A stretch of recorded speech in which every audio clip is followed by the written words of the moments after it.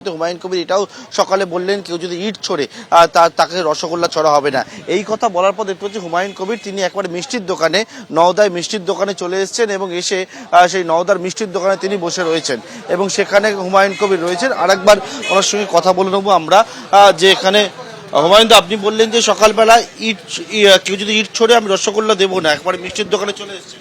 এটা তো আম পাবলিককে মিষ্টি নিজেও খাচ্ছি, লোককে খাওয়াবো, কোনো অসুবিধা নাই।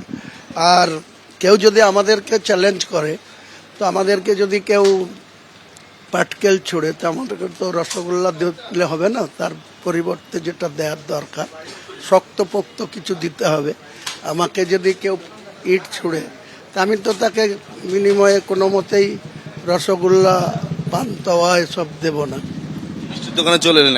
মিষ্টির দোকানে তো আম পাবলিকের জন্য ওপেন। আমি অভিযোগ করছি আপনাদের দলের বিরুদ্ধে একবারে বোমা মারার অভিযোগ তৃণমূল প্রার্থী। সর্বত্রই মিথ্যা অভিযোগ। আমাদের এত মানুষ আছে, পাবলিক আছে, আমাদের কাউকে মারার দরকার। কালকে রাত্রিবেলা যে অভিযোগটা উঠছে তৃণমূল প্রার্থী বসেছিলেন সেখানে ওনাকে লক্ষ্য করে বোমা মারা হয় বলে অভিযোগ আপনার দলের। এমন কিছু গুরুত্বপূর্ণ বিষয়ই না, কারণ ওনাকে কেন মারতে যাবে? একজন মহিলা ক্যান্ডিডেট, ও আমার বোনের মতো। তো সে 5 বছর এখানে এমএলএ ছিল, অধিকাংশ সময়টাই কলকাতায় কাটাতো, নওদার মানুষের জন্য ভাবেইনি, দেখাই করেনি। মিথ্যা অভিযোগ। আমার নামে তো অনেক কিছুই বলা হচ্ছে। ভয় পেয়েছে গোটা শাসক দল, হুমায়ুন কবিরকে ভয় পেয়েছে। আপনার ভাইপোকেও গ্রেপ্তার করা হয়েছে পরিকল্পিত। এক কথায় তৃণমূলের দালালি করতে হবে, তাই হুমায়ুন কবিরকে তার ভাইপোকে আটকিয়ে বাহাদুরি দেখাচ্ছে। হিন্দোল কেশপুরে বুথের বাইরে অবৈধ জমায়েতের অভিযোগ, সেন্ট্রাল ফোর্সকে হস্তক্ষেপ করতে হলো, কি হয়েছে? একেবারে সুমনদা, তোমাকে বলে রাখি যে কেশপুরের গোলার যে সুশীলা বিদ্যাপীঠ রয়েছে তার সামনে তুমি দেখতেই পাচ্ছ একাধিক ভোটার সকাল থেকে লাইন দিয়েছেন এবং এখানে কিন্তু এফএসটির যিনি ম্যাজিস্ট্রেট রয়েছেন তিনি এবং কেন্দ্রীয় বাহিনীর জওয়ানরা, দেখাতে বলবো প্রবীরকে সামনে, এখানে কিন্তু কেন্দ্রীয় বাহিনীর জওয়ানরা রয়েছেন, এফএসটির ম্যাজিস্ট্রেট রয়েছেন, তারা কিন্তু সেই অবৈধ জমায়েত এখান থেকে সরাচ্ছেন।